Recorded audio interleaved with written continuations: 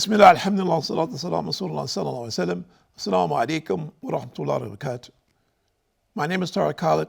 I'd like to welcome to our program here at Sharjah Broadcasting Authority on getting closer to Allah, getting to know your Lord, and we hope and we pray that all of our viewers, by Allah's mercy and grace, are gaining on a daily basis the love and the obedience to Allah subhanahu wa ta'ala, with the hope and focus that the society in which we live, wherever it is that you might be in the world, will be improved by understanding and recognizing who our Lord is and worshiping Him in the way that He has prescribed.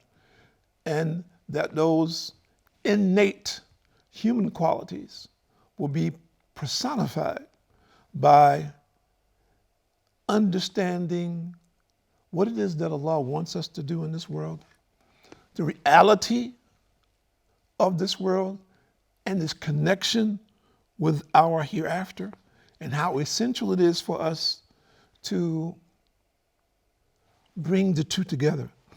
And that there are many forces working today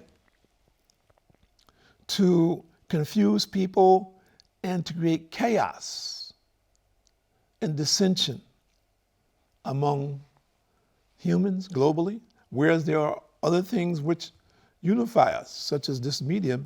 But as you know, this medium is being used also to cause a lot of confusion.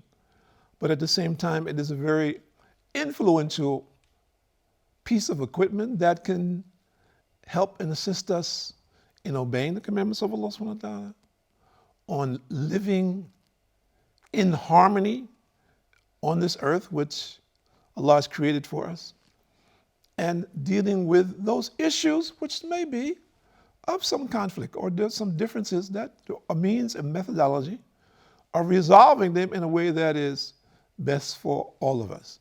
And we hope and pray that this reality does just that, become a reality, and that our leaders, by Allah bless them and keep them under His care, will make the wisest and the best decisions for the sake of our people and for the sake of humanity. And the Quran was revealed by Allah subhanahu wa ta'ala as the means of guidance for all of mankind who wish to follow.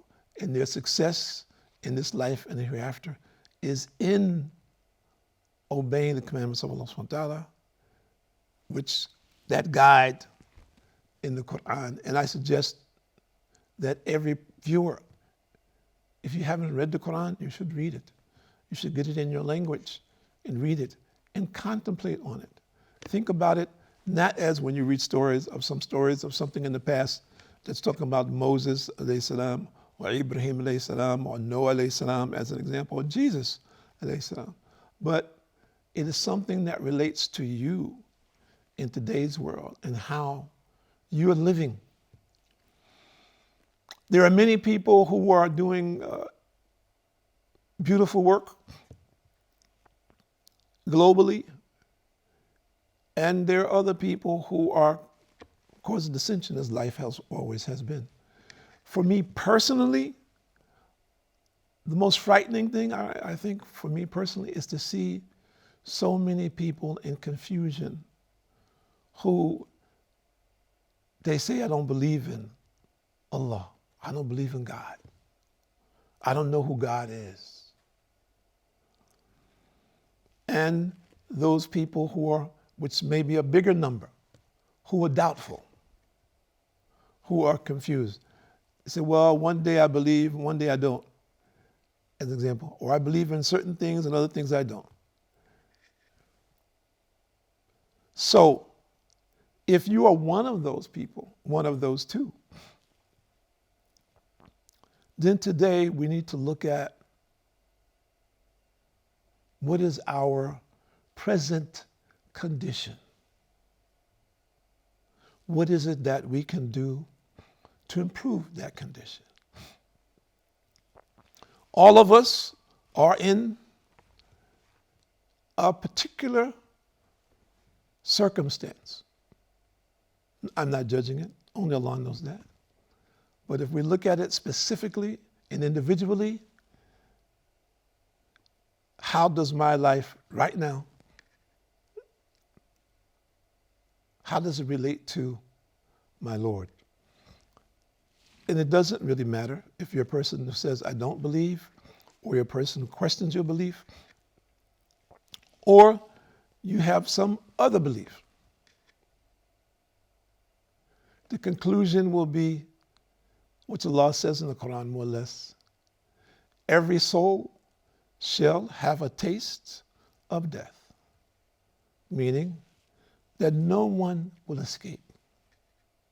No one. Now, the doubts come when people say, okay, well, what happens to me? People say, well, I don't believe there's anything after this. I think it's everything. Let's just go full blast. Here, it's about here and now. That is convenient in terms of thinking. To say, let's just do everything we can right now and forget about the future. We can do that if we choose to do that. But if that is the case,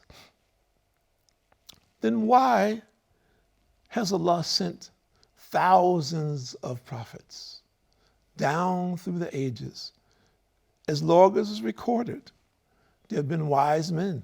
Whatever people thought about them, whatever they called themselves, or whatever people called them, or whatever has been written about them, or stories that have been carried about them, they called the people to one thing, all of them.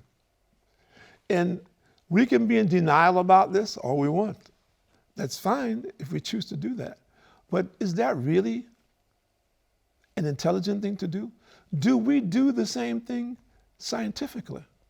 Or do we build as time goes on and try to improve on it? So we're saying that Allah sent prophets to thousands of societies down through the ages. And their invitation was the same. Believe in the one and only God. Worship him only. I am the prophet or messenger of God. I've come as a means of guidance for you to the way of truth. Follow me and obey Allah. It's very simple. Today we find people in denial about this. And it's very interesting for me because we see a heightened opposition to Islam. And at the same time, Allah is putting people in sets of circumstances where they're in total confusion and things are clearly out of their hands. So who will they turn to? If you look at it like this. If a person, he gets identified with corona, okay, who does he turn to?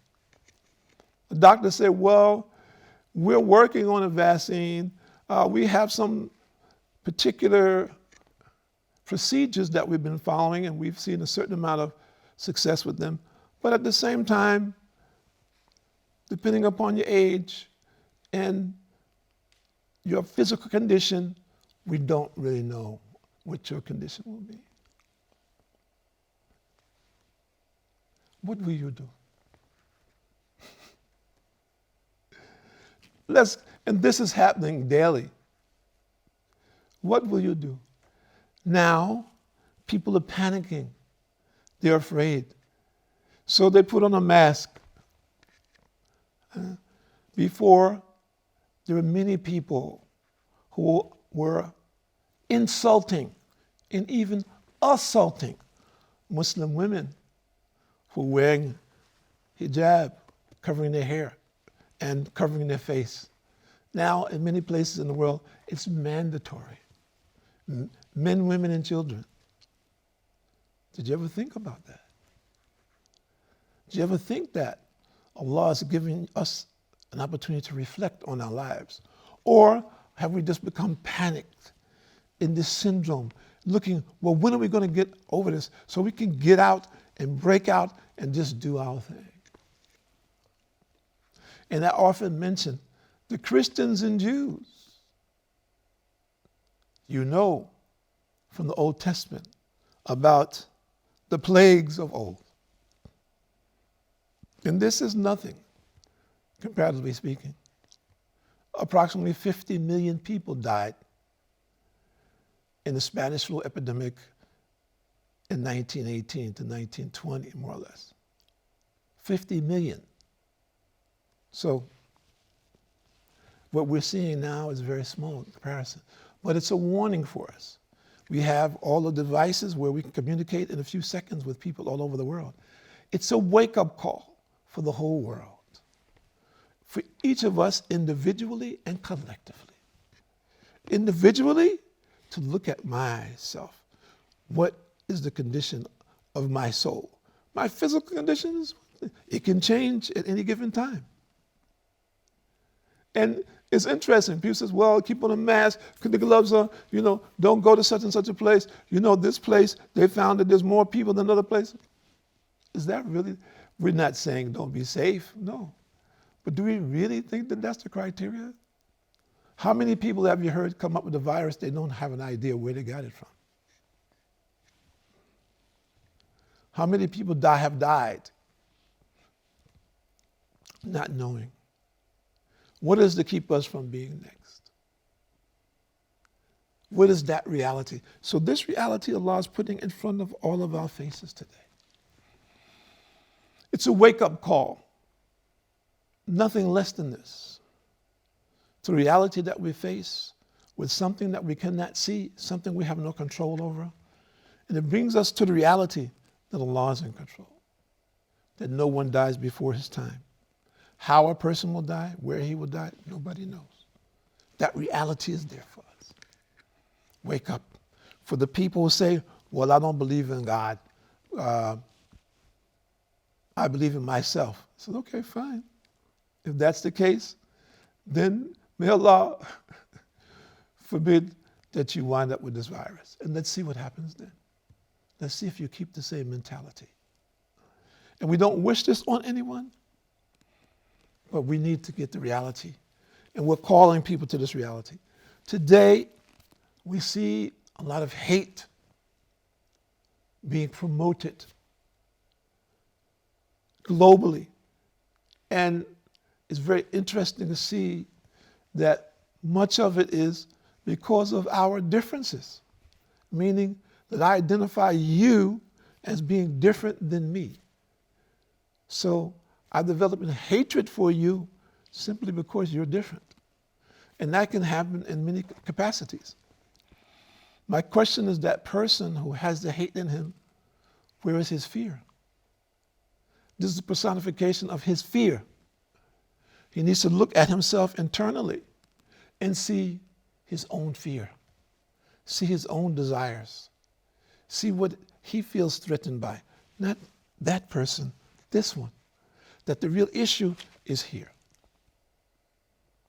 If he doesn't get control of himself, if he doesn't come to the belief and submission to our one creator and sustainer, then he will be the loser eternally. So we're calling people to the belief in the oneness of God. And in this belief becomes the methodology for us to be able to live in this world in a peaceful way, which is beneficial to all of the creatures on this earth. And can we ask ourselves this question? Are we living like that? If we look at hunger, poverty, disease on a global scale, and we look at military expenditures on a global scale, even in the poorest countries, isn't it very clear that poverty could be finished, that the conditions that people are living in globally could be changed and turned around, that there's a possibility for global harmony to be realized, that the very same things which we hear people talking about, which have become destructive to this earth because of our greed and desire for the things of this world, which will give us superiority over another people. If we were to resolve this, what would be the condition of the earth? Just think about this. It's a very simple thing when you think about it, isn't it? What makes it complicated is our desires. And there are those who desire, and they use their desires as a means and methodology to obtain whatever it is that they want, from whomever it is that they want, to justify it and to hold their status in relationship to this. But we say, and the law says, that he is adil, he is just. And we believe in Allah's justice. And that every soul will return to Allah. No one will escape. Everyone will have to answer. Everyone will have to account. So it is better for us to assess ourselves today, to look at my balance sheet, and I'm saying this to myself first, my trial and balance sheet, look at it today and see, where do we stand with our Creator? Where am I? What is my present status? And we should not be denial about it, because many people are. So I'm not a bad guy. You know, I don't really bother anybody. But he involves himself in activities where he himself is not the oppressor or the exploiter, but he is supporting someone who else is. So he becomes part and partial. Many people do this. He says, well, you know, I don't want to know anything about it. You go ahead and do with it, and that's your business. An example, here's the money, or whatever you need, I'll make it available, but I don't want to see you again. But you will see. On the day of judgment, everyone will see. My name is Tariq Khalid. I'd like to thank you for joining us here at Sharjah Broadcasting Authority. And we hope and we pray by Allah's mercy and grace that you, all our viewers, gain the reality of the shortness of this life and the eternal life, which we're all seeking, is very real. Take time out today before the time runs out. Assalamu alaikum wa rahmatullahi wa barakatuh.